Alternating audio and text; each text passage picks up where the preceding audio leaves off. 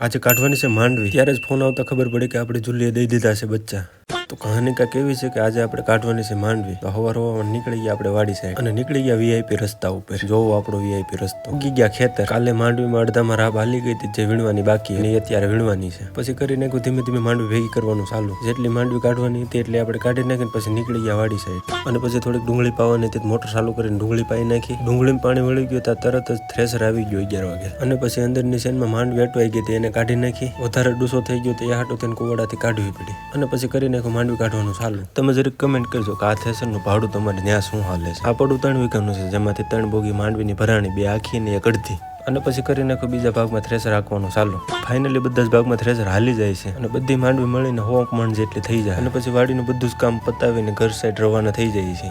ઘરે પૂગતા સૌથી પહેલા જુલી પાસે ગયો અને ગલુડિયા જોયા। આ ગલુડિયા કે જે 5 છે ને બધા જ બ્લેક છે। કોઈને પણ જોતું હોય તો કમેન્ટ કરજો। આવા જ ખેતીવાડીના વિડીયો જોવા માટે કરી નાખો આપણે ચેનલને સબસ્ક્રાઈબ।